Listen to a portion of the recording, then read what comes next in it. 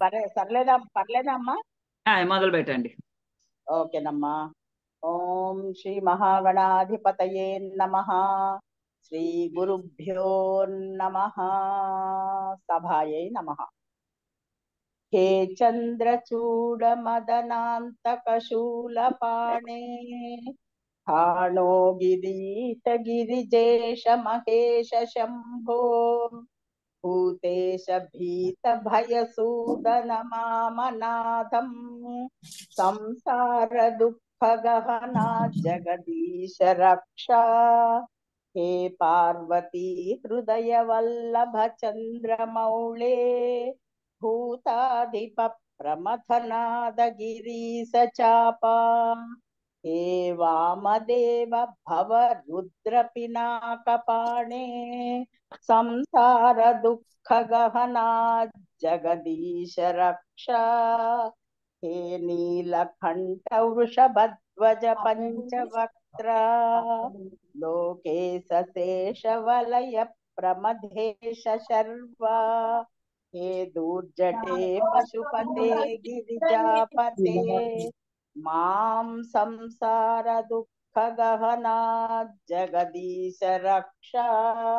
హే విశ్వనాథ శివ శంకర దేవ దేవా గంగాధర ప్రమథ నాయక నందికేశ బాణేశ్వరాంధకరిపో హరలోకనాథ సంసార దుఃఖ గహనా జగదీశ రక్షా. వారాణసీపురపతే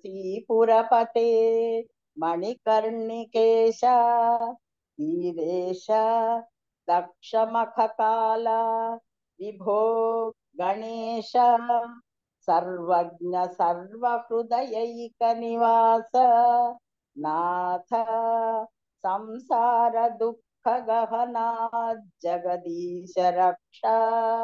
శ్రీమన్మహేశ్వర కృపామయ హే దయాలో హే వ్యోమకేశి శితికంఠ గణాధినాథ భస్మాంగరాగ వృకపాల కలాపమాల సంసార దుఃఖ గహనా జగదీశ రక్షా. కైలాస శైల నివాస వృషాకపే హే మృత్యుంజయ త్రినయన త్రిజగన్నివాస నారాయణ ప్రియ మదాపహ శక్తినాథ సంసార దుఃఖ గహనా జగదీశ రక్షా. విశ్వేశ విశ్వభవనాశక విశ్వరూప విశ్వాత్మక త్రిభువనైక గుణాధికేశ. హే విశ్వనాథ కరుణామయ దీనబంధో సంసార దుఃఖ గహనా జగదీశ రక్షా. గౌరీ విలాస భవనాయ మహేశ్వరాయ పంచాననాయ శరణాగత కల్పకాయ శర్వాయ సర్వజగతామధిపాయ తస్మై దారిద్ర్య దుఃఖ దహనాయ నమః శివాయ. ఇతి శ్రీమద్శంకర భగవత్పాదకృతం శివనామావళ్యష్టకం సంపూర్ణం.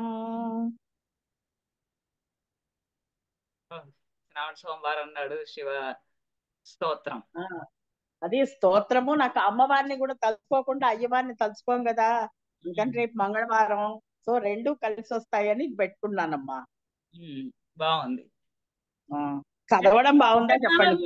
ప్రతి స్తోత్ర పాఠానికి శంకరాచార్య పేరు పెట్టేస్తున్నారు. అవి నిజంగా శంకరాచార్యుల వారి రచనలో అంటేనమ్మా, ఇది శంకరాచార్య కృత స్తోత్రములు అనే బుక్ కొన్నానమ్మా నేను. అదే చెప్తున్నా, శంకరాచార్య కృత స్తోత్రములు అని అన్ని స్తోత్రాలు ఆయనకి అప్పచెప్పేస్తున్నారు. యాక్చువల్లీ ఆయన కంప్లీట్ గా అద్వైత వాది. అద్వైతంలో ఆయనకి శివైక్యము, శివ ఆరాధనలు, రిచువల్స్ ఆయనకి ఆ, ఆయనలో తక్కువ. ఆయన స్పిరిచువల్, ఆధ్యాత్మిక తత్వము, ఆధ్యాత్మిక బోధ ఎక్కువ ఆయనది.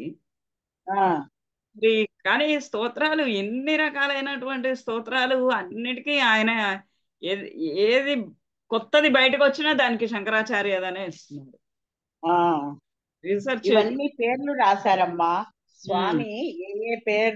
ఏ స్తోత్రాలు రాశారో వాటన్నింటినీ గురించి రాస్తూ పరమాచార్య భక్త సమాజం వాళ్ళ సమర్పణ అని. జగద్గురు శ్రీ కంచికామకోటి పీఠాధీశ్వర శ్రీ చంద్రశేఖరేంద్ర సరస్వతి స్వామి వారి 19వ ఆరాధన ఒకటి ఉంది. శంకరాచార్యుల వారి తర్వాత ఆ పీఠ అధిరోహించిన వాళ్ళందరూ కూడా అందరూ స్తోత్రాలు రాశారు. అలా అలా తర్వాత వాళ్ళు రాసినవి ఏవైనా కూడా అయి ఉండొచ్చు. అవును, క్వైట్ పాసిబుల్. ఆయన స్టైల్లో రాస్తే అయిపోయి కదా. అది ఆయన శైలిని అనుకరిస్తే మనం ఆయనదే అనుకుంటాం. అంతేనా అమ్మా? అంతే అంతే అంతే.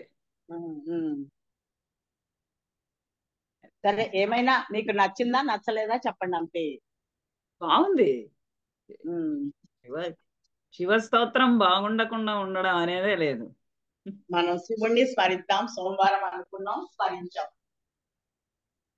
నాది స్మరణ, ఇది శ్రవణ. ఓకే. మన నారాయణీయము, నారాయణ భట్టాత్రి రచించిన శ్రీమన్నారాయణీయంలో మనం ఇప్పుడు 83వ దశకంలోకి వచ్చాము. శ్రీకృష్ణ పరమాత్మ లీలలు అలా సాగుతూనే ఉన్నాయి.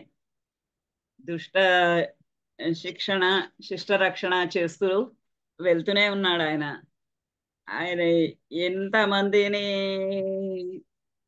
సంహరిస్తూ ఉన్నా, ఎంతమంది దుష్టులని నిర్మూలిస్తున్నా ఇంకా దుష్టులు అలా వస్తూనే ఉన్నారు. వచ్చిన వాళ్ళందరినీ నిర్మూలించుకుంటూనే వెళ్తున్నాడు ఆయన. తనకి కావలసినటువంటి వారికి, తనని నమ్మినటువంటి వారికి అందరికీ కూడా నీడనిస్తున్నారు, మోక్షమిస్తూ ఉన్నాడు. అలానే దుష్టత్వంతో తనని మీద శత్రుత్వాన్ని పెట్టుకొని తననే గుర్తు చేసుకుంటూ శత్రుత్వంతో చేస్తున్న వాళ్ళకి కూడా మోక్షాన్ని ప్రసాదిస్తూ ఉన్నాడు. ఎలా అంటే ఆయన నువ్వు భక్తితోటైనా సరే, శత్రుత్వంతోటైనా సరే, నామస్మరణ 24 గంటలు కూడా నిన్ను నీవు మరిచి నా నామస్మరణ చేస్తూ ఉంటే ముక్తికి, మోక్షానికి పాత్రుడివి కాగలుగుతావు అని. అది అంటే విషం ఇష్టంతో తాగినా, ఇష్టంతో తాగకపోయినా ప్రాణాలు తీసేస్తుంది. అలానే అంటే ఆ విషము కృష్ణుడు అన్న ఉపమానము అంత సౌమ్యంగా లేదు. కానీ ఏంటంటే కొన్ని పనులు మనకి ఇష్టం ఉండి చేసినా, ఇష్టం లేకుండా చేసినా ఫలితం మాత్రం దక్కుతుంది. అలానే ఇక్కడ వీళ్ళు కృష్ణుడితోటి యుద్ధాలు చేస్తున్నారు. కృష్ణుడి తోటి శత్రుత్వాన్ని పెంచుకొని వాళ్ళు అదే పనిగా ఎప్పుడు కృష్ణుడిని సంహరించగలము, ఎప్పుడు కృష్ణుడిని ఎదుర్కొనగలము, ఎప్పుడు కృష్ణుడిని ఎదుర్కొంటాము అని కృష్ణుడు అనే వాళ్ళ ధ్యాసంతా దాని మీదే ఉంది. ధ్యాసంతా కృష్ణుడి మీదే, వాళ్ళ ధ్యానమంతా కృష్ణుడి మీదే.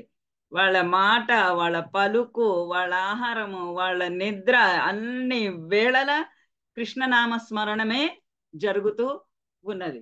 అలాంటి వాళ్ళకి ఎలా మోక్షం వస్తుంది అని ఇక్కడ చూపిస్తూ ఉన్నాడు. ఇంతకుముందు కథలో మనకి నృగ మహారాజుని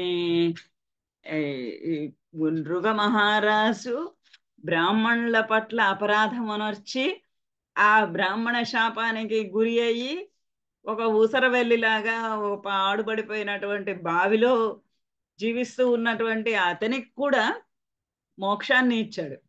ఆ మోక్షాన్ని ఇచ్చి బ్రాహ్మణులను ఎప్పుడూ కూడా నిందించవద్దు, అపరాధం చేయవద్దు బ్రాహ్మణుల పట్ల అని చూపించాడు. బాణాసురుడితోటి అలానే 1000 చేతులతోటి అహంకరించి ఉంటే ఇంత అహంకారం పనికిరాదు అని చెప్పి అతని బాహువులన్నింటినీ కూడా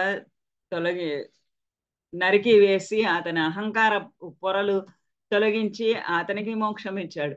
అలా ఆయన ప్రతి ఒక్క కథలో కూడా ఒక సందేశాన్ని ఇస్తూ పెడుతూ ఉన్నాడు. అలాంటి ఒక సందేశాత్మకమైనటువంటి కథయే పౌండ్రక వాసుదేవుని కథ. మీరు అందరూ వినే ఉంటారు ఇదివరకే పౌండ్రక వాసుదేవుని కథ. ఇక్కడ ఈయన నారాయణ భట్టాత్రి మాటల్లో అది ఎలా చెప్తున్నాడో విందాం. రామే అథ గోకుల గతే ప్రమదా ప్రసక్తే పూత అనుపేత యమునా దమనే మదాందే స్వైరం సమారమతి సేవక వాద మూఢ దూతం న్యయుంక్త తవ పౌండ్రక వాసుదేవ. పుండ్రక అనేది అతని దేశము. పుండ్రదేశానికి రాజు కాబట్టి పౌండ్రకుడు అని నామధేయం. రామే అథ గోకుల గతే ప్రమదా ప్రసక్తే భూతానుపేత యమునా దమనే మదాంధే స్వైరం సమారమతి సేవకవాద మూఢో దూతం న్యయుంక్త తవ పౌండ్రక వాసుదేవ. ఈ పైన వాక్యానికి కింద వాక్యానికి ఇప్పుడు ఇక్కడ అయితే ఏమీ సంబంధము లేదు.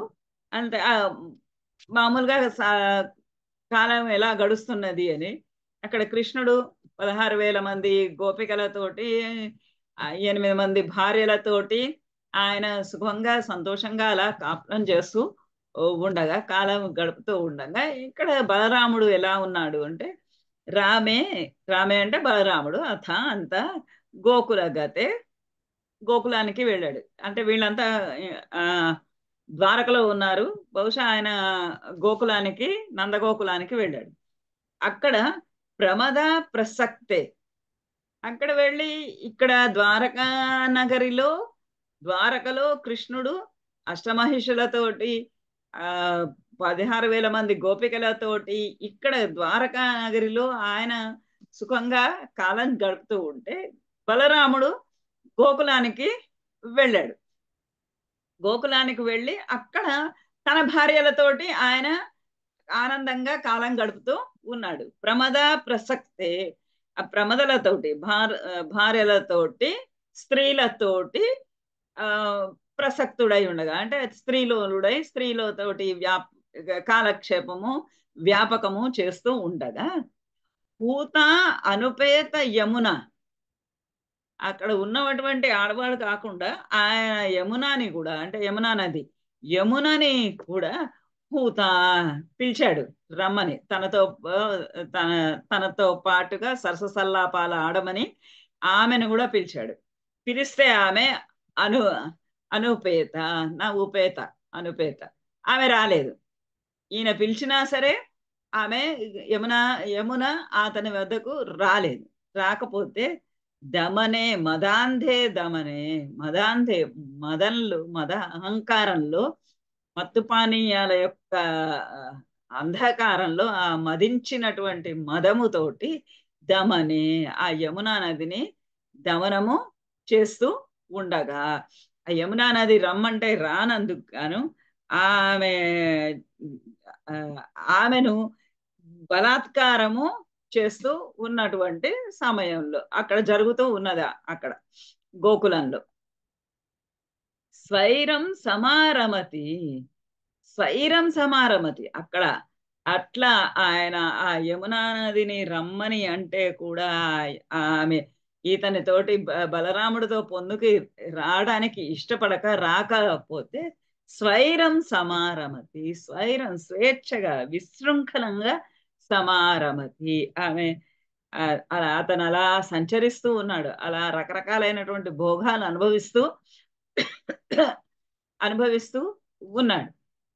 ఆ సమయంలో సేవకవాద మూఢ పౌండ్రక వాసుదేవ, పౌండ్రక వాసుదేవ, పౌండ్రకుడు అనేటటువంటి ఆ రాజు వాసుదేవుడు అని తనకి తనే పేరు పెట్టుకొని వాసుదేవుడు అయినటువంటి విష్ణుమూర్తిని తనే అన్నట్టుగా, తనే దేవుడు అన్నట్టుగా, తనే పరమాత్మ అన్నట్టుగా, ఆ విష్ణుమూర్తి యొక్క అవతారము తనే అనుకోండి. ఇప్పుడు మనకి చాలా మంది అప్పుడు ఒక పౌండ్రక వాసుదేవుడు తాను దేవుడుని అని ప్రకటించుకుంటే, ఇప్పుడు మనకి ప్రతి వాళ్ళు దేవుళ్ళననే ప్రకటించుకుంటున్నారు కదా. నిత్యానంద స్వామి లాంటి వాళ్ళే దేవుళ్ళుగా ప్రకటించుకోండి.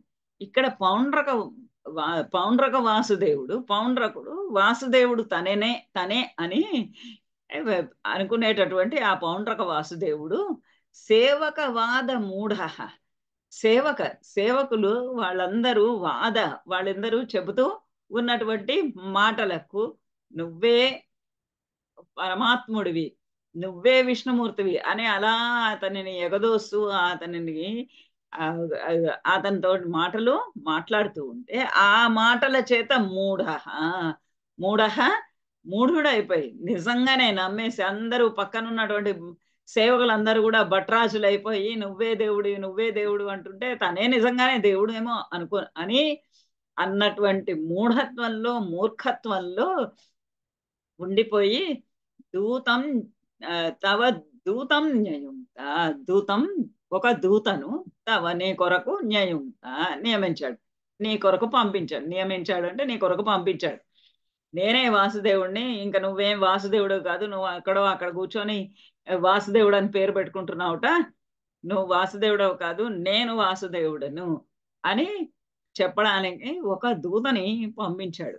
ఆ ప్రజలందరూ పక్కనున్నటువంటి ఆ సేవకులు అందరూ కూడా అతన్ని మాటల్లో పెట్టి పొగిడి నువ్వే భగవంతుడివి అనేటప్పటికీ ఆ నువ్వే భగవంతుడు అన్న అహంకారం, తనే భగవంతుడు అని భావించుకుంటూ ఒక దూతని పంపించాడు. ఇక్కడెక్కడో ద్వారకలో వాసుదేవుడు అనేవాడు ఉన్నాడు అని అనుకుంటున్నాడేమో. ఆ వాసుదేవుడు నిజమైన వాసుదేవుడు కాదు, నిజమైన వాసుదేవుడిని నేను అన్న మాట చెప్పడానికి ఒక దూతని పంపించాడు. ఈ విధంగా ఈ మాటలు చెప్పి పంపించాడు. నారాయణ అహం అవతీర్ణ ఇహాస్మి భూమౌ దత్సే కిల త్వమపి మామక లక్షణాని ఉత్సృజ్యతాని శరణం వ్రజ మాం ఇతి త్వాం దూతః జగాద సకలైః హసితః సహాయ. నారాయణః అహం అవతీర్ణః ఇహాస్మి భూమౌ దత్సే కిల త్వమపి మామక లక్షణాని ఉత్సృజ్య తాని శరణం వ్రజ మాం ఇతి త్వాం దూతః జగాద సకలైః హసితః సభాయ. ఆ దూత వచ్చాడు, పౌండ్రక వాసుదేవుడు పంపించినటువంటి దూత వచ్చాడు. అందరి మాటలు చెప్పినటువంటి చెప్పుడు మాటలన్నీ విని తనే నిజంగా వాసుదేవుడిని అని భావించుకుంటున్నటువంటి వాడు ఇలా వర్తమానం పంపించాడు. నారాయణ అహం నేను నేను నారాయణుణ్ణి, ఆ పరమాత్మను, ఆ విష్ణుమూర్తిని, ఆ కేశవుడిని, ఆ భగవంతుడిని. అహం నేనే అవతీర్ణ ఇహ అస్మి, ఇహ భూమౌ అవతీర్ణాస్మి. ఇహ ఇక్కడ భూమౌ ఈ భూమి పైన. మరి నువ్వు నువ్వు నారాయణుడు అయితే పోయి వైకుంఠంలో ఉండాలి కదయ్యా, నువ్వు మరి కిందకెందుకు వచ్చావు అంటే, ఇక్కడ ఎందుకు ఉన్నావు అంటే, ఇక్కడ నేను అవతరించి ఉన్నాను. భూమౌ అవతీర్ణ ఇహ భూమౌ అవతీర్ణాస్మి, ఇక్కడ ఈ భూమి పైన నేను ఇప్పుడు అవతరించి ఉన్నాను. ఆ నారాయణుణ్ణి నేనే, ఆ వైకుంఠవాసి అయినటువంటి విష్ణుమూర్తిని నేనే, ఆ అచ్యుతుడిని నేనే. దత్సే కిల త్వమపి మామక లక్షణాన్ని. నేను వింటున్నాను ఏమని అంటే, త్వమపి నువ్వు కూడా మామక లక్షణాన్ని దర్శే కిల నువ్వు కూడా ఏంటో మరి మామక లక్షణ అని, మామక నా లక్షణాలన్నీ కూడా, నా లక్షణాలంటే నా గుర్తులన్నీ కూడా శంఖ చక్రాలు, కౌస్తుభము, సుదర్శన చక్రము, ఇలా నా ఆ, విష్ణుమూర్తికి విష్ణుమూర్తికి సంబంధించినవి కొన్ని ఉన్నాయి కదా, అవన్నీ కూడా శంఖచక్రాలు ఎవరికి ఉండవు. శంఖచక్రాలు ఉన్నాయి అంటే అది విష్ణుమూర్తి నారాయణుడి. మరి సుదర్శన చక్రం ఉంది అని అంటే అది నారాయణుడిదే. కౌముదకి గద ఉంది అంటే అది నారాయణుడిదే. కౌస్తుభమణి ఉంది అంటే అది నారాయణుడిదే. ఇవి ఇంకొకళ్ళకి చెందినటువంటి వస్తువులు కాదు, చెందినటువంటి గుర్తులు కాదు. ఎవరన్నా ఇలా ఆ, చక్రం పట్టుకున్నట్టుగా వేలుతో వేశారు అంటే అది కేవలము విష్ణుమూర్తికే అప్లికబుల్. మిగతా ఎవ్వరికి అది అప్లికబుల్ కాదు, వాళ్ళు ఇంకెవరికి అది తగనటువంటిది. అందుకని వీడు అంటున్నాడు ఈ పౌండ్రక వాసుదేవుడు, నేను నారాయణుడిని, నేను భూమిపైన అవతరించాను, నువ్వేంటి ఏదో నా మామక లక్షణ దత్సే, నువ్వు కూడా నా లక్షణాలన్నీ కూడా దత్సేకిలా ధరించావట, నువ్వు కూడా శంఖచక్రాలు ధరించావుట, నువ్వు కూడా కౌస్తుభం ధరించి ఉన్నావుట, ఏంటిది నా లక్షణాలని మామక నా అంటే నావి, నా లక్షణాలన్నీ నా గుర్తులన్నీ గుర్తులు ధరించేసేయంగానే విష్ణుమూర్తి అయిపోడు కదా. కానీ నువ్వేంటి నా లక్షణాలన్నీ ధరించి నువ్వు కూడా వాసుదేవుడవి అని చెప్పుకుంటున్నావుట, దత్సేకిల ధరించావట. ఉత్సృజ్యత అని అవన్నీ తీసేయి, మొట్టమొదటగా తాని ఉత్సృజ్య, తాని ఆ లక్షణాన్ని ఆ గుర్తులన్నింటినీ కూడా ఉత్సృజ్య తీసివేసేసి మాం శరణం వ్రజ, నన్ను శరణు వేడుకో, నేను నారాయణుడిని, నేను వాసుదేవుడు, నేను విష్ణుమూర్తి, అవన్నీ నాకు సంబంధించినటువంటి వస్తువులు, నాకు సంబంధించినటువంటి గుర్తులు, నాకు సంబంధించిన వస్తువులన్నీ కూడా, నా గుర్తులన్నింటినీ కూడా నువ్వు వదిలేసి ఇంతకాలము నా పేరు పెట్టుకొని తిరుగుతున్నందుకు, నా వస్తువులన్నీ ధరించి ఉన్నందుకు గాను వచ్చి నన్ను క్షమాపణలు అడుగు, నన్ను శరణు వేడుకో అని. ఇది త్వాం దూత జగా, ఇది అని దూత, ఆ దూత, ఆ పౌండ్రకుడు పంపించినటువంటి దూత త్వాం జగాద, నీతోటి పలికాడు, నీతోటి ఇలా అన్నాడు. సకలై హసిత సభాయాం, అప్పుడు ఆ దూత అలాంటి వర్తమానం తెచ్చినప్పుడు, అలాంటి మాట తెచ్చినప్పుడు అక్కడ ఉన్నటువంటి సభలో వాళ్ళందరూ కూడా సకలై, అందరి చేత కూడా హసిత, నవ్వబడ్డాడు. ఆ దూత నవ్వబడ్డాడు వాళ్ళందరి చేత. ఇలాంటి మాటలు చెప్తుంటే ఇక్కడ ఉన్నటువంటి సభలో ఉన్న వాళ్ళందరికీ తెలుసు ఆయన విష్ణుమూర్తి అని. ఎందుకంటే చిన్ననాటి నుండి పూతన పాలు తాగిన దగ్గర నుంచి ఆయన చేస్తున్నటువంటి లీలలు ప్రతి ఒక్కటి అందరికీ తెలిసినవే. 4 ఏళ్ళు 5 ఏళ్ల పసిపిల్లవాడే చిటికిన వేల మీద గోవర్ధనగిరి ఎత్తాడు, అప్పుడే తెలుసు అందరికి ఈయన విష్ణుమూర్తి తప్ప ఇంకొకడు కాదు అని. మరి ఆ గర్గుడు వచ్చి కూడా చెప్పాడు, అవును నిజంగానే ఇతడు విష్ణుమూర్తియే అని, వాసుదేవుడే అని. గోపికలందరూ చూస్తూనే ఉన్నారు, తలకొక రూపుగా ఆయన ఉన్నాడు. వాళ్ళందరి ముందు ఈ దూత వచ్చి నేను నారాయణుడిని, నువ్వు ధరించావట, అవన్నీ వదిలేసి నన్ను శరణు వేడు అనగానే మరి ఆ సభలో ఉన్నటువంటి జనమంతా కూడా, సభాసదులందరూ కూడా నవ్వారు. నవ్వితే కృష్ణుడు అలా ఉండి ఆ దూతని పంపించేశాడు, నువ్వు వెళ్ళు నాయన, ఇంటికి వెళ్ళు అని. దూతే అథ యాతవతి యాదవ సైనికై త్వం యాతః దదర్శిత వపు కిల పౌండ్రకీయం తాపేన వక్షసి కృతాంకం అల్పమూల్యం శ్రీకౌస్తుభం మకరకుండల పీతచేలం. దూతే అథ యాతవతి యాదవ సైనిక త్వం యాతో దదర్శిత వపుక్కిల పౌండ్రకీయం తాపేన వక్షసి కృతాంకం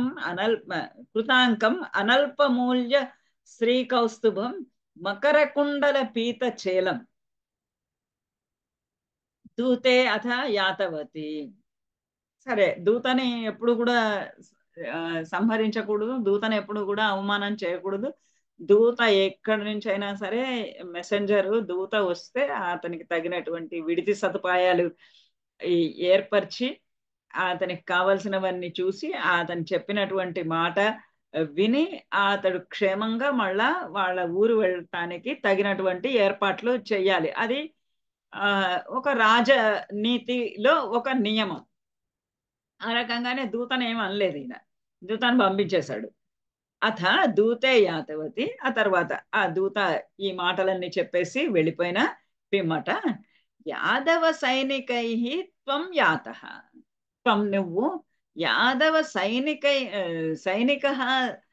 సైనిక యాదవుల యొక్క సైన్యంతో కూడిన వాడై, యాదవ సైన్యంతో కూడిన వాడవై యాతః వెళ్ళావు అక్కడికి, ఆ పుండ్రక దేశానికి వెళ్ళి అక్కడ దదర్శిత చూసావు. ఎవరిని? ఆ పౌండ్రకీయం వపుహు. పౌండ్రకీయం వపుహు, ఆ పౌండ్రక వాసుదేవుని యొక్క శరీరాన్ని చూసావు. మరి శంకు చక్రాలు ఉండాలి, కౌస్తుభం ఉండాలి, ఇవన్నీ ఉన్నాయా అతనికి? నాకైతే ఉన్నాయి, ఎందుకంటే నేను విష్ణుమూర్తిని, నేను వైకుంఠం నుంచి వచ్చాను కాబట్టి నాకు అవన్నీ సిద్ధంగా ఉన్నాయి, శంకు చక్రాలు, కౌస్తుభము ఇవన్నీ.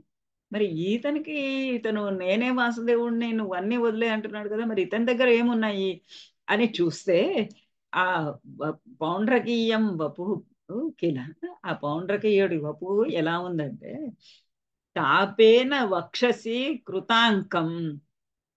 తాపేన, తాపముతోటి, తాపము అంటే ఇనప కడ్డీని వేడి చేసి ఆ ఇనప కడ్డీ యొక్క వేడితోటి వక్షసి, వక్షస్థలం పైన కృతాంకం ఆ గుర్తులు వేసుకున్నాడు.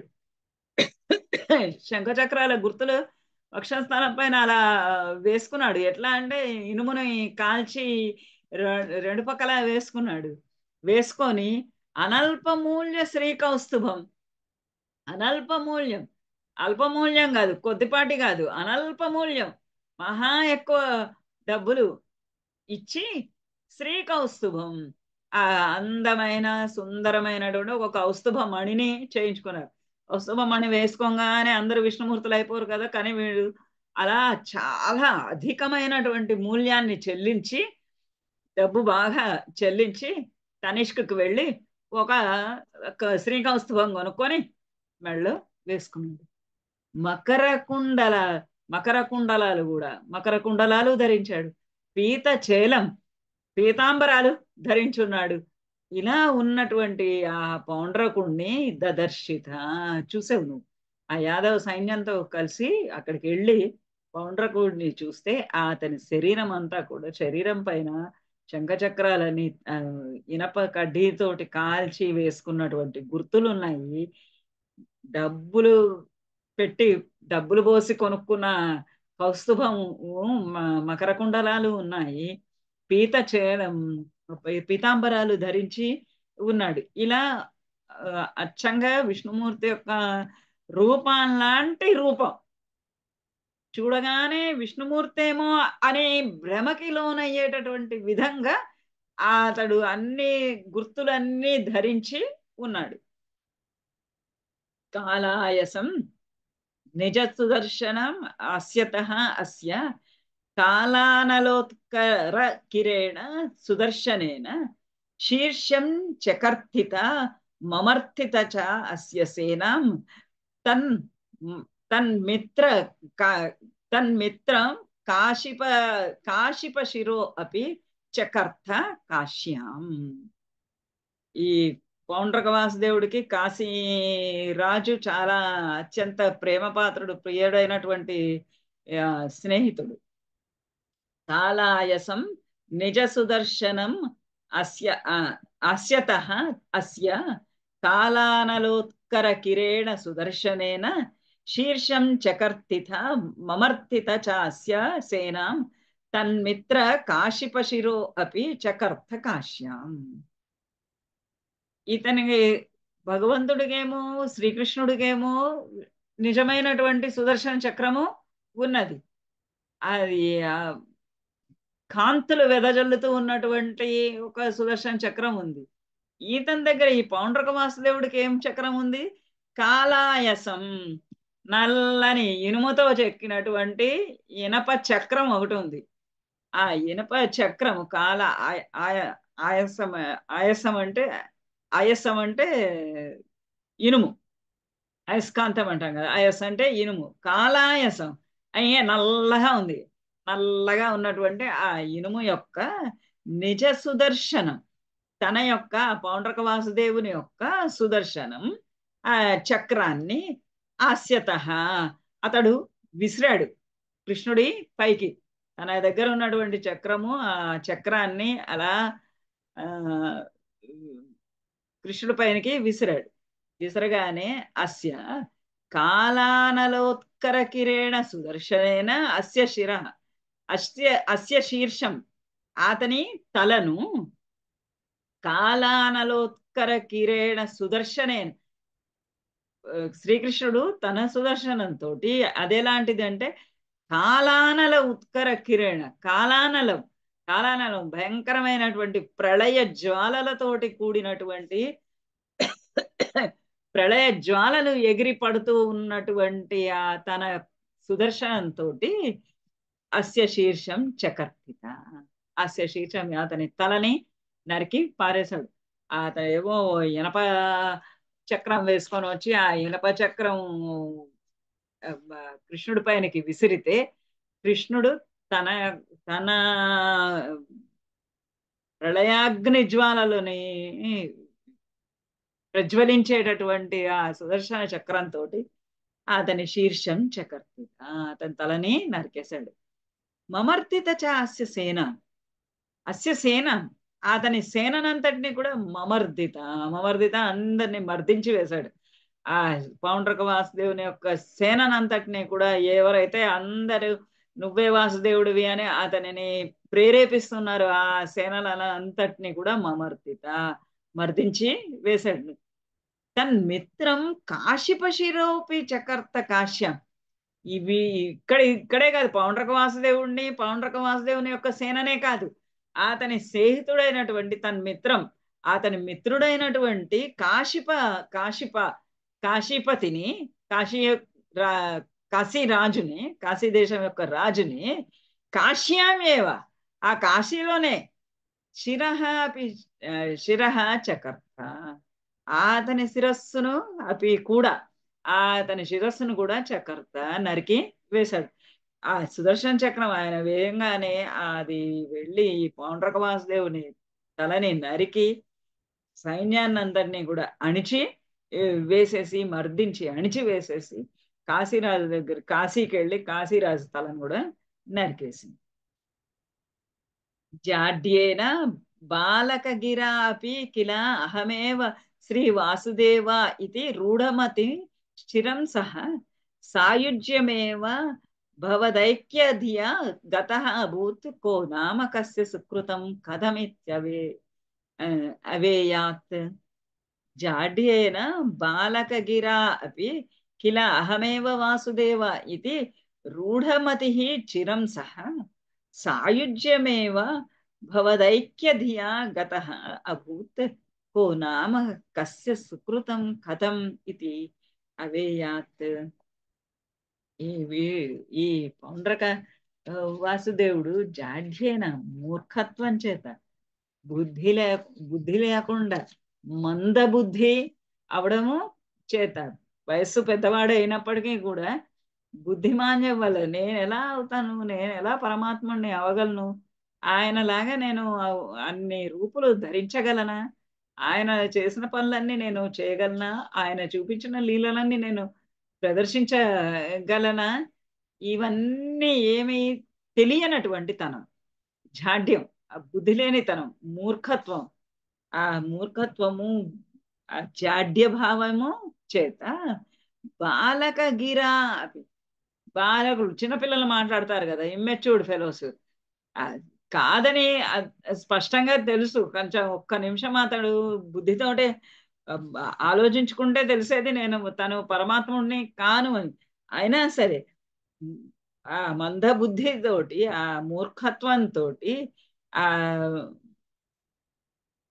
మందబుద్ధి, మతిలేనితనంతో బాలకగిరా, బాలకుడి, చిన్నపిల్లలు మాట్లాడే మాటల్లాగా కిల అహమేవ శ్రీవాసుదేవ కిల అహమేవ వాసుదేవ కిల నేనే నేనే వాసుదేవుణ్ణి, నేనే శ్రీవాసుదేవుణ్ణి, ఆ లక్ష్మీదేవితో కూడినటువంటి వాసుదేవుణ్ణి నేనే.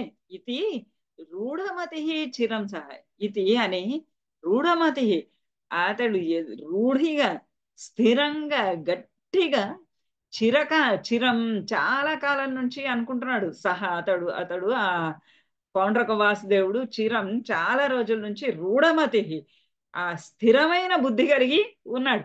ఆ మంద బుద్ధి ఎంత అంటే ఆ పిల్లలు మాట్లాడినట్టుగా ఆ తెలివి అయినటువంటి ఇమ్మెచ్యూర్డ్ పిల్లలు మాట్లాడినట్లుగా నేనే పౌండ్రక వాసుదేవుణ్ణి, నేనే వాసుదేవుణ్ణి అని మాట్లాడుతూ అలాంటి బుద్ధితోటి చాలా కాలం గడిపాడు. సాయుజ్యమేవ భవతి ఐక్యధియాగత భూత్. అలా అంతసేపు అలా అతడు అనుకుంటున్నా కూడా ఆ చిన్నపిల్లలు మాట్లాడేటటువంటి మాటలు లాగా తెలివి తక్కువతనంతో, తెలివిలేని మాంద్యంతో నేనే వాసుదేవుణ్ణి అని అనుకుంటున్నప్పటికీ కూడా సా భవత్ సాయుధ్యం భవత్ ఐక్యదియ, భవత్ ఐక్యదియ, నీతోటి ఐక్యమైనటువంటి భావన. ఆ శంకు చక్రాలు పరమాత్మకి ఉన్నాయి, నాకు ఉన్నాయి అని శంకు చక్రాలు ధరించేసి అంటే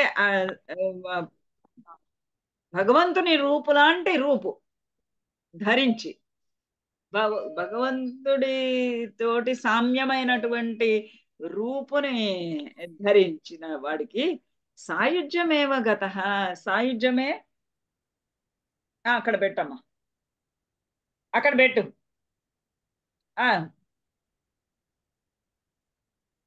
సాయుధ్యమేవ గత, సాయుధ్యమే లభించింది నీకు.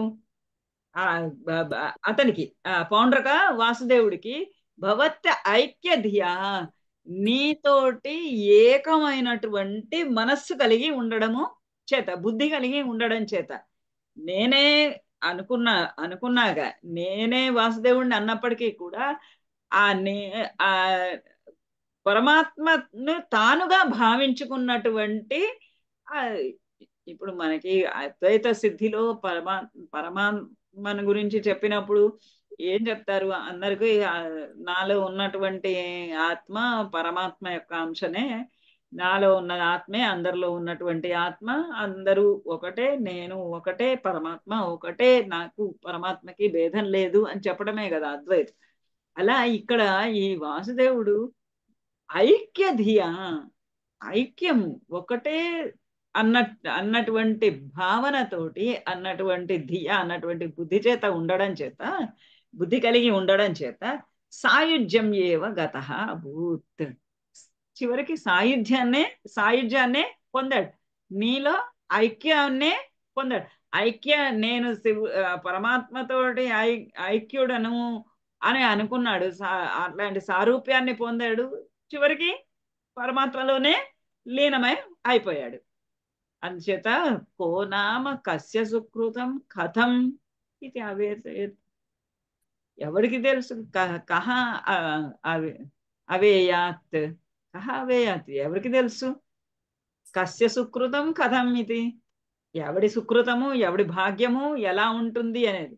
కస్య ఎవరి యొక్క సుకృతం భాగ్యము, కథం ఏ విధంగా ఉంటుంది, ఎవరి సుకృతం ఏ విధంగా ఉంటుంది, ఎవడి భాగ్యం ఏ విధంగా ఉంటుంది, ఎవరి అదృష్టం ఎలా ఉంటుంది, ఎవరి మోక్షపద ఎలా ఉంటుంది, కోనామ అవి ఎవడికి తెలుసు కనుక ఇలా ఉంటుంది. ఈ నేను పరమాత్ముడిని అని ప్రకటించుకున్న వాడికి కూడా చివరికి సాయుధ్యమే లభించింది.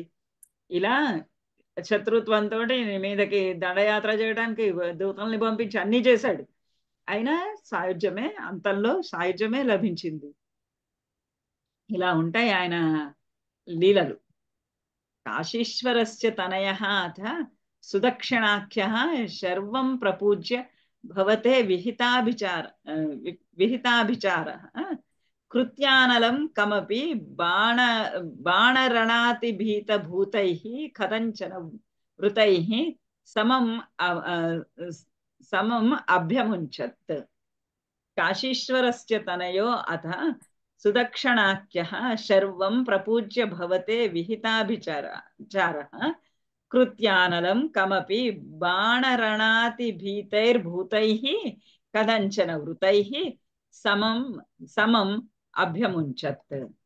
ఇంకా కాశీరాజు ఉన్నాడు కదా, కాశీరాజు కొడుకును కూడా కాశీరాజును కూడా చంపేశాడు కదా. ఇప్పుడు కాశీరాజు కొడుకు కాశీశ్వరస్య తనయః అథ, అటు తర్వాత కాశీరాజు యొక్క తనయః కుమారుడు సుదక్షిణాఖ్యః, ఆవిడ పేరు సుదక్షిణుడు.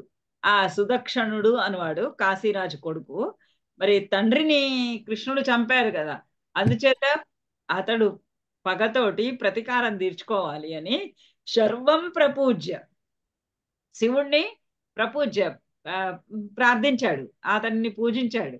పూజించి భవతే విహిత అభిచారః, నీ కొరకు నిన్ను సంహరించాలి అని నీ కొరకై శివుణ్ణి ప్రార్థించి అభిచారః విహితః, అభిచారము అనేటటువంటి ఒక హోమం, దానిని విహితః చేశాడు.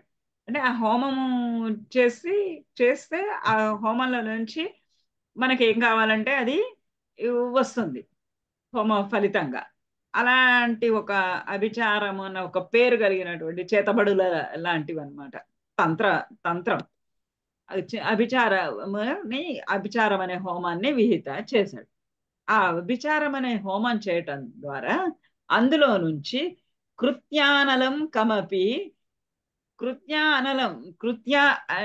ఒక భయంకరమైనటువంటి కృత్య అనేటటువంటి ఒక రాక్షసిని అందులో నుంచి పుట్టించి, కమపి ఏదో ఒకటి, ఒక రాక్షస ఆకారం, భయంకరమైనటువంటి ఆకారం కృత్యను ఒక దానిని ఆ హోమం గుండంలో నుంచి సృష్టించి బాణరణాతిభీత భూతైః వృతైః, దానికి ఆ భూతానికి వృతై దాని చుట్టుముట్టిన బాణరణాతిభీతై భూతైః, బాణాసురుడితోటి యుద్ధం చేసినప్పుడు బాణుడితోటి యుద్ధం చేసినప్పుడు అతిభీతై చాలా భయపడి కొన్ని భూతాలన్నీ అటు ఇటు పారిపోయినాయి.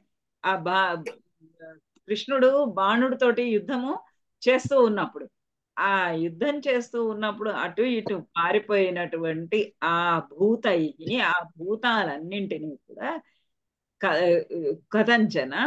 కథంచన కొన్ని భూతములు అన్ని బాణుడితోటి యుద్ధం చేస్తున్నప్పుడు పారిపోయినటువంటి ఆ అన్ని కూడా వృతైః చుట్టుముట్టినవి అయి ఆ కృత్యతోటి సమం అభ్యముంచత్, వాళ్ళందరినీ కలిపి ఆ భూతాలన్నింటినీ కృత్యను అన్నింటినీ కలిపి అభ్యముంచత్, నీ పైకి పంపించాడు, నీ పైకి వదిలేశాడు. అది ఎంత భయంకరంగా ఉందంటే ఆ కృత్య తాళ ప్రమాణ చరణం అఖిలం దహంతి కృత్యాం విలోక్య చకితైః కథితః అపి పౌరైః ద్యూతోత్సవే కమపి నో చలితః విభో త్వం పార్శ్వస్థమాశుః విససర్జిత కాలచక్రం. తాళ ప్రమాణ చరణం అఖిలం దహంతిం కృత్యాం విలోక్య చకితైః కథితోపి పౌరైః ద్యూతోత్సవే కమపి నో చలితః విభో త్వం పార్శ్వస్థం ఆశు విససర్జిత కాలచక్రం. ఆ కృత్య తాళ ప్రమాణ చరణం అఖిలం, తాళ ప్రమాణ చరణం ఎంత పొడుగ్గా అది ఉంది అంటే తాళ ప్రమాణం తాటి చెట్టు అంతా పొడుగుంది, తాటి చెట్టుతోటి సమానమైనటువంటి పొడుగైనటువంటి ఆకృతిలో చరణం, దాని పాదాలు కూడా అంతంత ఉన్నాయి, పాదాలే తాటి చెట్టు అంత అటువంటి పొడుగ్గా ఉన్నాయి. అది ఆ కృత్య అఖిలం దహ్యం, అంత మొత్తంని కాల్చి పారేస్తూ మండించి వేస్తూ వస్తున్నటువంటి కృత్యాం విలోక్య, ఆ కృత్యను చూసి ద్వారకా నగరి వైపు వస్తోంది. చాలా ప్రమాణంగా ఉంది.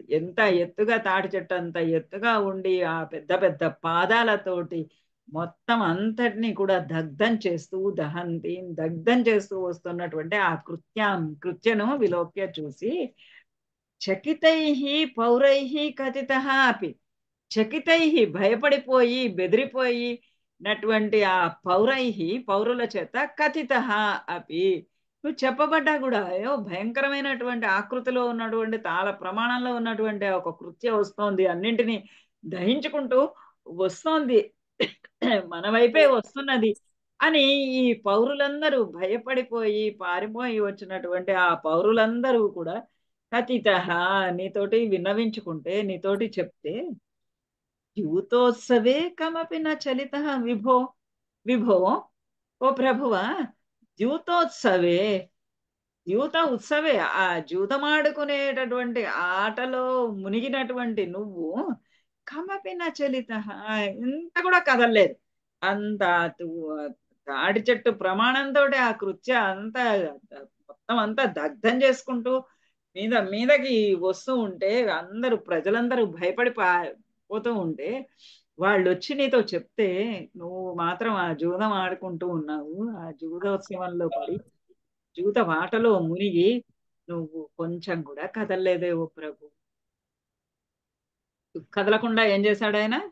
త్వం పార్శ్వస్థమాశు విససర్జిత కాలచక్రం, అక్కడే కూర్చున్నాడు. కూర్చుని చోటు నుంచి కదలలేదు.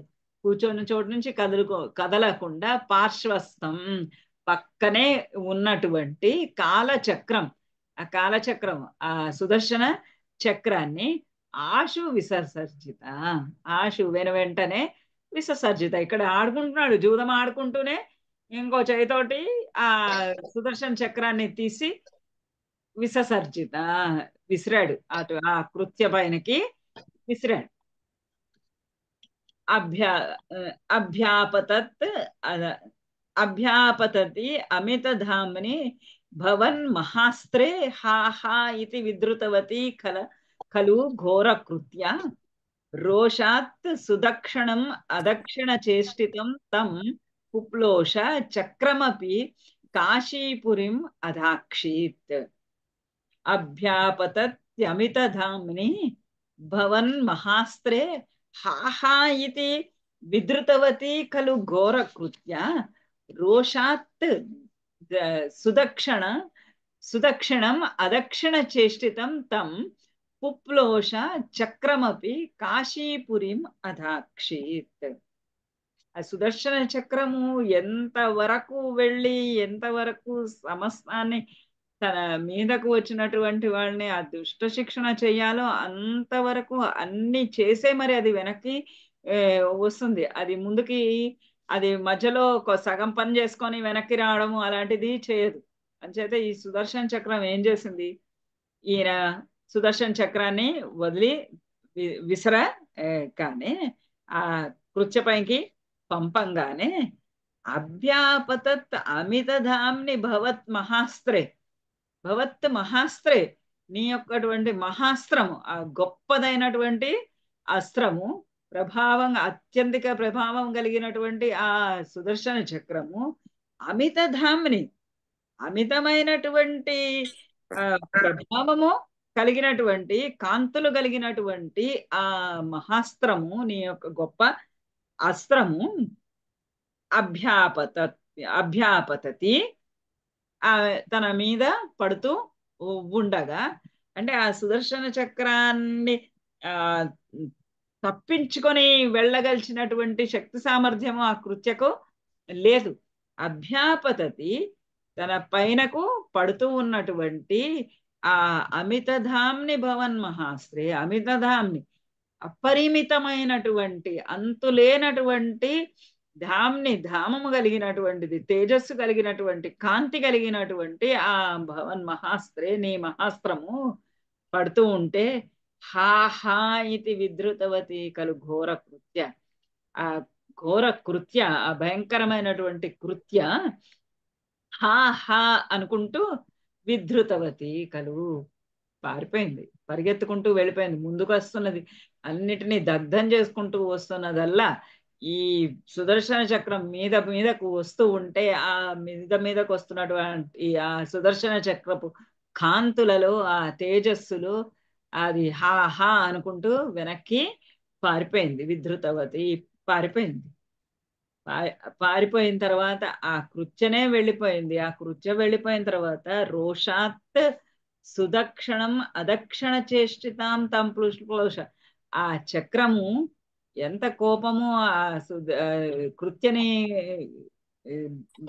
పారిపోయేటట్టు చేసి దగ్ధము చేసి, రోషాత్ సుదక్షణం, ఆ సుదక్షుణ్ణి కూడా ఎవరైతే ఆ హోమము చేసి, ఆ విచార హోమము చేసి ఆ కృత్యని సృష్టించి ఆ కృత్యని పంపించారో ఆ సుదక్షణుడిని కూడా ఎందుచేతంటే అదక్షణ చేసిదం, వాడు ఇట్లాంటి పాపపు కర్మను చేశాడు. అదక్షణం, దక్షిణ లేనటువంటి పాపంతో కూడినటువంటి దుర్మార్గమైనటువంటి చేష్ట చేసినటువంటి కృత్యము చేసినటువంటి ఆ సుదర్శనుని పుప్లోష అతడిని కాల్చి వేసి, ఆ యజ్ఞం చేసినటువంటి వాడిని అతడిని కూడా కాల్చేసి, చక్రమపి కాశీపురీమపి అదాక్షిత్. అంతేకాదు ఆ సుదక్షిణుణ్ణే కాదు, కాశీపురీమపి ఆ కాశీపురినంతటినీ కూడా అదాక్షిత్, అదంతా కూడా కాల్చి వేసేసింది, మొత్తం భస్మం చేసి పారేసింది. ఆ సుదక్షిణుణ్ణి, కాశీపురిని, కృత్యను అంతా కూడా ఆ సుదర్శన చక్రము భస్మీపటలము చేసేసింది. ఖలు వివిధ రక్షోఘాతే కృతోపకృతి పురాతవతు కలయ మృత్యుం ప్రాప్తుం తథా కలతాం గతః నరక సచివ దేశక్లేశం సృజన్ నగరాంతికే ఝటితి హలిన యుధ్యన్నద్ధా పపాత తలాహత. ఇది ఇంకొక అక్కడతోటి ఆ పౌండ్రక వాసుదేవుడి కథ అయిపోయింది. మరి ఇంకొక కథ. సఖలు వివిధుడు అనేటటువంటి పేరు కలిగినటువంటి వాడు. ఇతడు వివిధుడు అని ఉంది, వివిధుడు అని కూడా ఉంది. ఇతడు సుగ్రీవుని యొక్క అనుచరుడు. రామాయణ కాలంలో రాముడికి సుగ్రీవుడికి అనుచరుడుగా ఉండి, సుగ్రీవుడి సైన్యంలో ఉండి, సుగ్రీవుడితో పాటు రాముడి సైన్యంలో రావణాసుర సంహారం కావించినప్పుడు అతడు కూడా పాల్గొన్నవాడు. కానీ అప్పుడు అలాంటి పని చేసినా కానీ మళ్ళీ తిరిగి దుష్టుడుగా మారిపోయాడు. సకలు వివిధో రక్షోఘాతే కృతోపకృతిం పురాతవతు కలయ మృత్యుం ప్రాప్తుం తదా కలతాం గతః నరక సచివ దేశక్లేశం సృజన్ నగరాంతికే ఝటితి హలిన యుధ్యన్నద్ధా పపాత తలాహతః. సకలు వివిధ, అతడు ఆ పేరు కలిగినటువంటి వాడు, వివిధుడు అన్న పేరు కలిగినటువంటి వాడు, రక్షోఘాతే ఆ రాక్షసుణ్ణి సంహరించినప్పుడు, రావణాసురుణ్ణి సంహరించినప్పుడు, కృతోపకృతి పూర్వము ఇంతకు మునుపు రామావతార సమయంలో రావణాసురుణ్ణి సంహరించే సమయంలో కృతోపకృతి నీకు సహాయము చేశాడు. అంటే సైన్యంలో ఉన్నాడు, సైన్యంలో ఉండి అందరితో పాటుగా ఇతడు కూడా సహాయము చేశాడు. తవతు కలయ, అతడు తవ కలయ, నీ అంశ చేత మృత్యుం ప్రాప్తుం తథా మృత్యుం ప్రాప్తుం, నీ కళ చేత, నీ అంశ చేత, నీ చేత మృత్యువుని పొందవలను అనేటటువంటి భావనతోటి కలతాం గతః, దుష్టుడిగా మారిపోయాడు. కలతాం కలునిగా కలత్వాన్ని పొందాడు. అలా సంహరింపబడాలి, నీ చేత సంహరింపబడాలి అని ఆ నీ ముందు నీకు సహాయం చేశాడు. పూర్వకాలంలో రామావతార సమయంలో కృత ఉపకృతి నీకు చాలా సహాయం చేశాడు. ఇంతకుముందు కూడా జాంబవంతుడు కూడా నీతోటి ద్వంద్వ యుద్ధం కావాలి అని చెప్పి కోరుకొని కృష్ణుడి చేతిలో మరణించాడు. అలానే ఈ వివిధుడు కూడా మళ్ళీ నీతోటే నాకు మృత్యువు కావాలి, తవ కలయా మృత్యు ప్రాప్తం, నీ కళతోటి నీ అంశతోటే మృత్యువు లభించాలి అని తదా కదా. అప్పుడు కలత అంటే దుష్టులను అయితేనే కదా మరి కృష్ణ ఆ, విష్ణుమూర్తి సంహరిస్తాడు. దుష్టులని మాత్రమే సంహరిస్తాడు. శిష్టులందరికీ ఆయన మోక్ష ప్రాప్తిని ఇచ్చుకుంటాడు ఇచ్చుకుంటాడు కానీ ఆ కలులకి ఇంకా కాస్త తొందరగా వస్తుంది కదా. కలతాం కదా అయిపోయి ఆ దుష్టుడు అయిపోయి దుష్టత్వాన్ని పొంది నరక సచివ, నరకుడి దగ్గర, నరకాసురుడి దగ్గర సచివత్వాన్ని పొంది అమాత్యుడిగా ఉండి దేశక్లేశం సృజన్, మొత్తం అంతా దేశంలో అంతా కూడా, రాష్ట్రంలో అంతా కూడా క్లేశం కష్టాలన్నింటినీ సృజన్ కలిగిస్తూ నగరాంతికే ఆ ద్వారకా నగరి దగ్గరలో ఝటితి హలిన యుధ్యన్, హలి చేత బలరాముని చేత ఝటితి యుధ్యన్ ఆ వెంటనే అక్కడ ఆ ద్వారకా నగరి ప్రాంతానికి వస్తూనే వెంటనే ఆ, బలరామునితోటి యుద్ధం చేస్తూ తలాహత పపాత, తల ఆహత, తల చేతోటి అరిచేతితోటి ఆహత కొట్టబడి పపాత, పపాత కింద పడిపోయాడు. అర్ధాపపాత, పెద్ద కష్టంగా లేదు ఆ, బలరాముడికి అతనిని కొట్టడం అనేది. ఒక్కటి ఈడ్చి లాగి ఒక్క చెంపదెబ్బేశాడు అన్నమాట.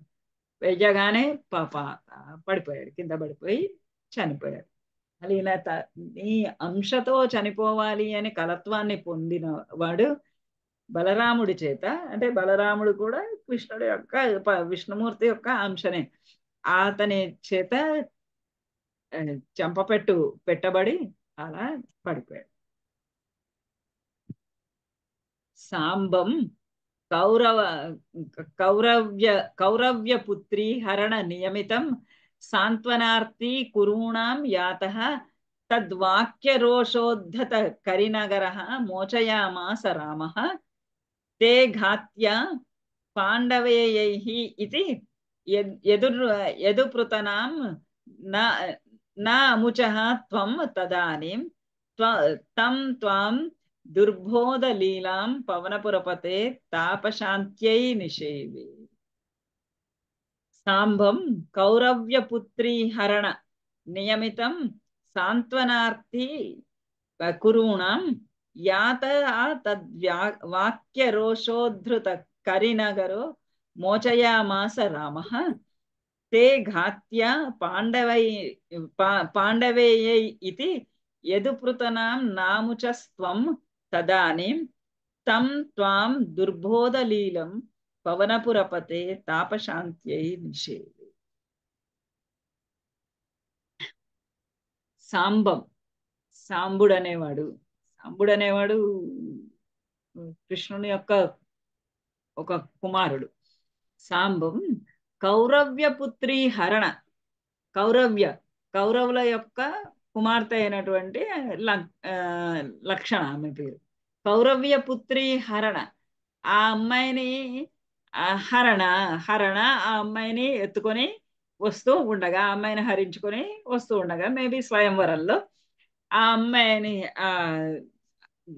కౌరవుల కుమార్తెని తీసుకొని వస్తూ ఉండగా నియమితం, ఆ కౌరవులందరూ అతనిని నియమితం అక్కడ కట్టడి చేసేసారు. అక్కడ పట్టుకొని అక్కడే అతన్ని చెరసాలలో బంధించారు. సాంబం నియమితం బంధింపబడ్డాడు. ఆ కౌరవ్యపుత్రీ హరణ సమయే నియమితం. ఆ కౌరవుల కుమార్తెను తీసుకొని వస్తూ ఉన్నటువంటి సమయంలో పట్టుబడినటువంటి ఆ సాంబుని సాంత్వనార్థి కురుణ, ఈ బలరాముడు సాంత్వపరచడానికి వాళ్ళనందరినీ కూడా ఇలా ఇతను వచ్చాడు ఆ పిల్లల్ని తీసుకోవడానికి, కానీ అతనిని క్షమించి వదిలేయండి అనో, లేకపోతే అతనికి ఇచ్చి వివాహం చేయటానికి అని, ఇలాంటివి ఏవైనా సాంత్వనార్థి, వాళ్ళని సాంత్వనము చేయటానికి, వాళ్ళని నెమ్మదింపడానికి కురుణ యాత రామ, రామ రాముడు, బలరాముడు యాత వెళ్ళాడు. కానీ తద్వాక్య రోషోద్ధృత, తద్వాక్య వాళ్ళ మాట్లాడినటువంటి మాటలకి, ఆ కౌరవులు మాట్లాడినటువంటి మాటలకు రోషోద్ధృత, రోషం చేత, ఆ ఉద్ధృతమైనటువంటి కోపము చేత, ఉద్ధృత రోషం చేత ఉద్ధృత కరినగరే, ఉద్ధృత పైకి లేపంగానే, కరినగర, కరినగర అంటే హస్తినాపురి, కరి అంటే ఏనుగు, హస్తి, కరినగరే హస్తినాపురిని రోష ఉద్ధృత, కోపం చేత ఉద్ధృత, పైకి లేపగానే, లేపగానే సాంబం మోచయామాస, వాళ్ళప్పుడు ఇంకా సాంబుడిని మోచయామాస వదిలేశారు. ఈ సాంబుడిని పట్టుకున్నారు, వాళ్ళు పట్టుకొని బంధించారు. వాళ్ళ కుమార్తెని తీసుకొని వెళ్ళిపోతున్నాడు అని అతన్ని పట్టుకొని అతన్ని బంధించారు. ఆ బంధించినటువంటి వాడిని విడిపించడానికి వచ్చినటువంటి ఆ రాముణ్ణి, బలరాముడిని వాక్య, వాళ్ళు ఎంతటువంటి మాటలు మాట్లాడారు అని అంటే, ఆ మాటలకి కోపం కలిగినటువంటి బలరాముడు ఉధృత కరినగరి, ఆ మొత్తం పెకిలించి వేసి, హస్తినాపురినంతా పెకిలించేసి పైకి ఉద్ధృత పైకి లేపగానే వాళ్ళు భయపడి మోచయామాస, సాంబం మోచయామాస, సాంబుడిని వదిలేశారు. వాళ్ళందరినీ చంపేయాలనుకున్నాడు బలరాముడు, ఎందుకంటే సాంబుడిని అపహరించారు, సాంబుడిని బంధించారు అక్కడ. ఆ సాంబుడిని బంధించడమే కాక రకరకాలైనటువంటి మాటలు మాట్లాడారు. వాక్య, ఆ మాటలు వినరాని, ఈయనకి కోపం వచ్చేటటువంటి మాటలు, ఈయన అధిక్షేపిస్తున్నటువంటి మాటలు, తూలనాడినటువంటి, హేళన చేస్తున్నటువంటి మాటలు మాట్లాడారు. ఆ మాటలకి చేష్టలకి వాళ్ళని సంహరించాలనుకుంటే, తే ఘాత్యాహ పాండవేయై ఇది, మరి వాళ్ళని అందరినీ చంపడానికి వీల్లేదు కదా. ఎందుకని అంటే వాళ్ళందరూ కూడా పాండవుల ద్వారా సంహరింపబడవలసినటువంటి వాళ్ళు.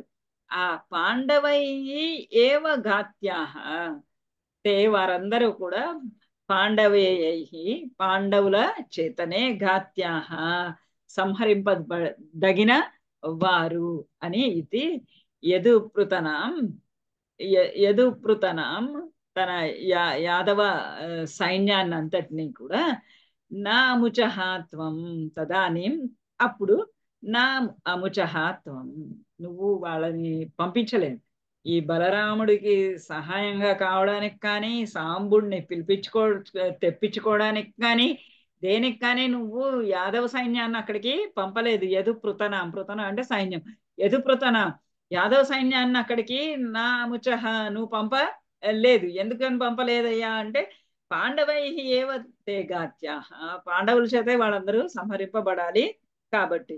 ఇట్లా ఉంటాయ్యా నీ లీలలు, త్వాం దుర్బోధ లీలం, ఇలా ఉన్నటువంటి నీ లీలలు దుర్బోధ లీలం, నీ లీలలు అర్థం చేసుకుందాము అని అంటే సాధ్యము కానటువంటివి.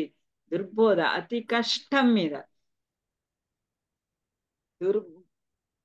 దుర్బోధ, దుస్సాధ్య, ఇవన్నీ పదాలు ఏంటంటే పూర్తిగా చెయ్యలేనివి అని కాదు, చాలా కష్టపడితే చేయగలిసినటువంటి పనులు. అలానే దుర్బోధ అంటే చాలా అతి కష్టం మీద, అర్థం చేసుకోవడానికి వీల్లేదు అని అన్ని తేలికగా అన్నమాట కాదు. అర్థం చేసుకోలేరు అంటే కష్టపడితే కానీ అది అర్థము కాదు. ఆ కష్టపడడానికి తగినటువంటి సామర్థ్యము, శక్తి ఎవరి దగ్గర ఉండదు. అలాంటి దుర్బోధ లీల, అని లీలలు ఎట్లాంటివి అని అంటే, దుర్బోధ అర్థం చేసుకోవడానికి సాధ్యం కానటువంటివి. చాలా కష్టపడితే కానీ ఇప్పుడు ఆ పౌండ్రక వాసుదేవుడి లాగా ఆ అమాయకత్వంలో ఉండి కూడా నేను ఆ అమాయకత్వంలోనే నేనే పరమాత్ముని అనుకోవాలి. అది జ్ఞానం ద్వారా అనుకుంటే, ఆ జ్ఞానం ద్వారా ఆ అనుభవాన్ని పొందితే అప్పుడే మోక్షం. అలాంటి దుర్బోధ లీలం త్వాం నిన్ను, ఓ పరమాత్మ, ఓ శ్రీకృష్ణ పరమాత్ముడా, నీ లీలలు అర్థం చేసుకోవడానికి సాధ్యము కానటువంటి చాలా కష్టము అంటే కొంచెంగా కష్టపడితే రా రావచ్చని, చాలా అంటే ఇంకా చాలా చాలా చాలా కష్టపడితే తెలుస్తుంది అని. అలాంటి లీలలు కలిగినటువంటి త్వాం నిన్ను, పవనపురపతే తాపశాంత్యై నిషేవే నిన్ను నేను సేవించుకుంటాను, నిన్ను నేను స్మరించుకుంటాను, నీ సేవలు నేను చేసుకుంటాను. తాపశాంత్యై నాలో ఉన్నటువంటి తాపం అంతా కూడా తొలగిపోవడానికి, నా తాపము శాంతించడానికి, శమించడానికి, నా రోగాలన్నీ కూడా శమించడానికి, రోగశాంతి కొరకు త్వాం నిషేవే నిన్ను సేవించుకుంటాను, నా రోగాలన్నింటినీ పోగొట్టు పరమాత్మ అంటూ ఆ పరమాత్మని ప్రార్థించుకుంటూ 83వ దశకం పౌండ్రక వధ, సుదక్షణ, కాశీరాజు యొక్క వధ, సుదక్షణని యొక్క వధ, మరి ఇంకా ఒకటి వివిధుని యొక్క వధ, 4 సంహారాలు ఇక ఇందులో ఈ 83వ భాగంలో చెప్పి, అమాయకంగా నేనే వాసుదేవుడిని అనుకున్న మోక్షము ఇచ్చాడు. ఎవరన్నా కానీ ఏదన్నా హోమము, అందుకనే మనకి వేదాలు అన్నీ కూడా హోమాలు వేదాలు అవన్నీ కూడా కొద్దిమందే చేయగలిచినవి, అందరూ చేయకూడనివి అని ఎందుకన్నారు అంటే, అందులో ఆ ఎటువంటి బుద్ధితోటి ఆ యజ్ఞయాగాదులు చేస్తే దాని ఫలితం కూడా అలానే ఉంటుంది.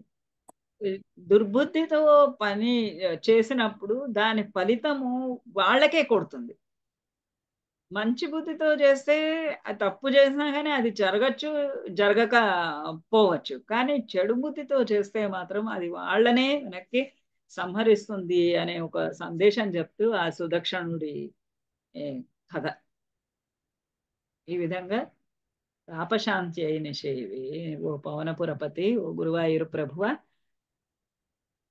నా రోగశాంతి కొరకు నిన్ను సేవించుకుంటాను, నిన్ను సేవిస్తాను అని నమస్కారం చేసుకుంటూ 83వ దశకం పూర్తి చేశారు నారాయణ భట్టారక.